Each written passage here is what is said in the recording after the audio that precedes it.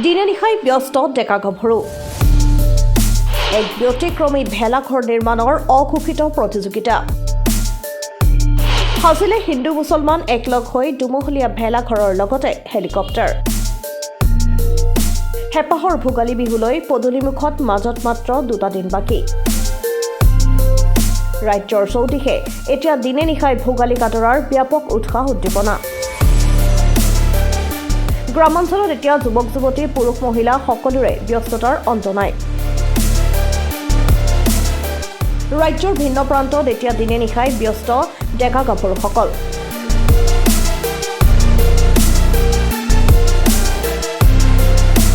ব্যতিক্ৰমীভাৱে ভেলাঘৰ নিৰ্মাণ কৰাৰ অঘোষিত প্ৰতিযোগিতা চলাইছে ডেকা গাভৰুসকলে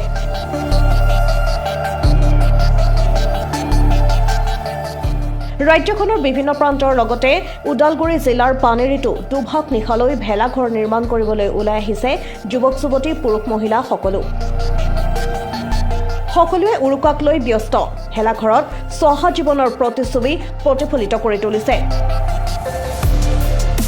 উৰুকাৰ নিশা লগে ভাগে উদৰ পুৰাই এসাঁজ খোৱাৰ বাবে বিভিন্ন ঠাইৰ লগতে পানেৰীতো যুৱক যুৱতী জীয়াৰী বোৱাৰীয়ে নাচি ভাগি হেপাহৰ ভোগালী কাটৰাৰ চলাইছে সম্পূৰ্ণ প্ৰস্তুতি পানেৰীৰ গাঁওবাসীয়ে হিন্দু মুছলমানৰ ভেদভাৱ নাৰাখি ওলাই আহি সম্প্ৰতিৰ নিদৰ্শন দাঙি ধৰি মিলাপ্ৰীতিৰ এনাজৰীডাল বান্ধি ৰাখিছে হিন্দু মুছলমানে মিলি পৰম্পৰাগতভাৱে সাজি উলিয়াইছে এটা দুমহলীয়া ভেলাঘৰ আৰু হেলিকপ্টাৰ এই ভেলাঘৰটোতে উৰুকাৰ নিশা সকলোৱে লগ হৈ এসাঁজ খাব